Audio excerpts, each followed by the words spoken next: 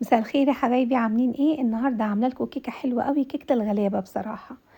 كيكه البرتقال، ببرتقانه واحده هتعملي صينيه كيك حلوه قوي وهتعجب ولادك. وعلى فكره بصوا طريه ازاي وطعمها حلو قوي قوي قوي. تعالوا نشوفوا مع بعض. بصوا مكوناتها سهله جدا وموجوده في كل بيت. كوبايتين دقيق، عليهم ذره ملح، عليهم باكو بيكنج باودر. طبعا ما تنسوش ذره الملح لانها كمان بتظهر الطعم قوي. تمام. حطينا باكو بيكنج باودر كامل.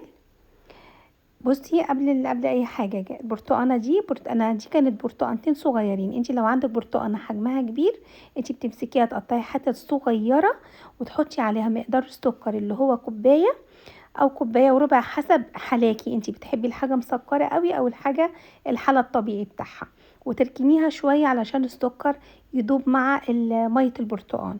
تضربيهم في الخلاط، بس بتضربيهم ضرب جامد قوي بحيث ان انت تتاكدي ان البرتقان كله داب.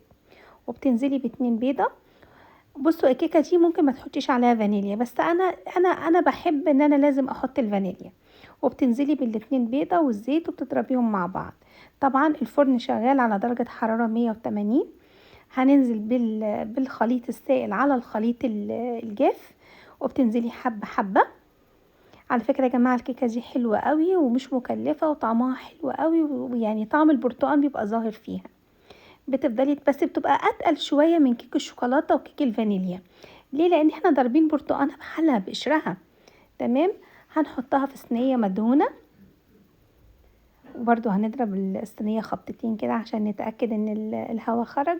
وشوفوا لونها، كفاية لونها حلو جدا، طعمها حلو جدا. هتعجبكم قوي. اتمنى ان انتوا تجربوها وتقولي رأيكم ايه في الكومنتات. والله طعمها جميل. واشوفكم الفيديو جاي.